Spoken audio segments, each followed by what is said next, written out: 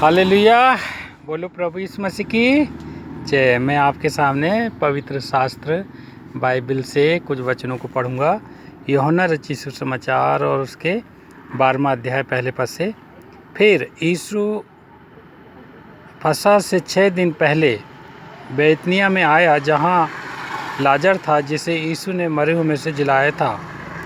वह उन्होंने उसके लिए भोजन तैयार किया और मार्था सेवा कर रही थी, और लाजर उनमें से एक था जो उसके साथ भोजन करने के लिए बैठा था।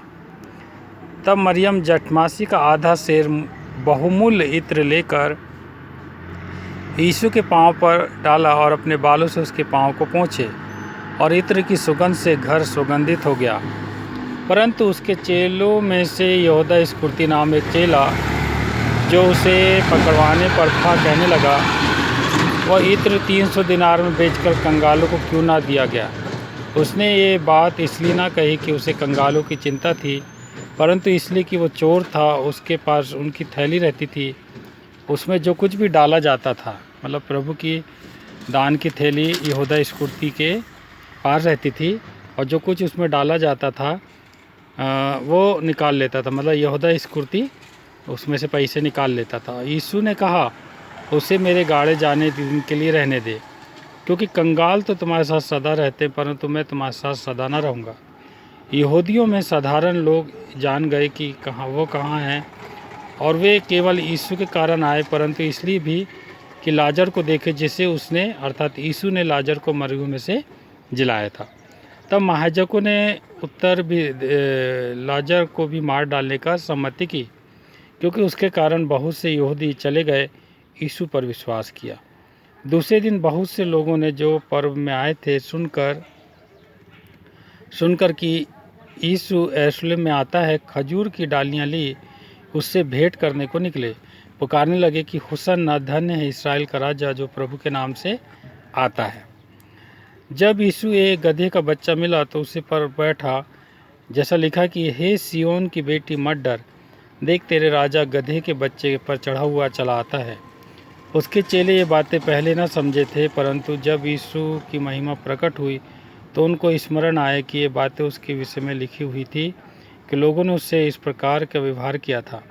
तब भीड़ के लोगों ने जो उस समय उसके साथ थे गवाही दी कि उसने लाजर को कब्र में बुलाकर मरे हुए में से जिलाया था। इस कारण लोग उससे भेंट करने को गए थे, क्योंकि उन्होंने सुना कि उसने आश्चर्यकर्म किया।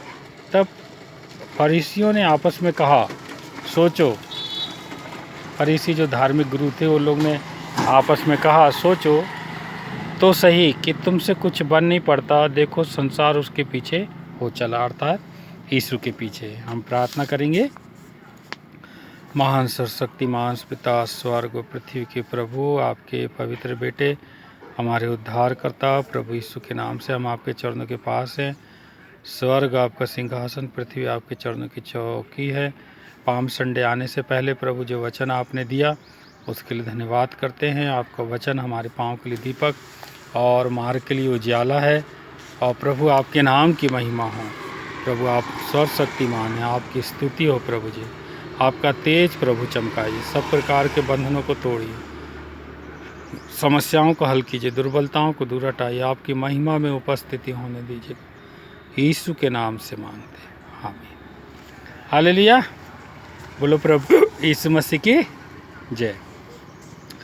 प्रभु परमेश्वर सर्वशक्तिमान बहुत ही महिमा में है और ज्योतिमय प्रभु है, और हमारा परमेश्वर जो अगम ज्योति में रहने वाला प्रभु है। और जो खजूर का रविवार है, जो पाम संडे है, वो इसलिए मनाया जाता है प्रभु यीशु के आगमन के लिए। आगमन जब वो यरूशलेम में करते हैं, और जब प्रभु यीशु मसीह का आगमन यरूशलेम में होता है तो लोग खजूर की डालियाँ और पेड़ और कई प्रकार के कपड़े, कंबल, जो भी था जो शरीर में पहने रहते थे, प्रभु के स्वागत के लिए उन्होंने उसके सामने चढ़ाया। और वहाँ एक गधी का बच्चा था, उसकी सवारी प्रभु यीशु मसीह ने किया। और लिखा है कि हे सिय्योन की बेटी, मतलब सिय्योन मतलब वो परमेश्वर का नगर है।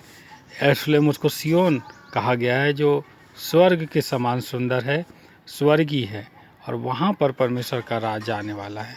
प्रभु हमारे साथ रहे, जय मसीह की।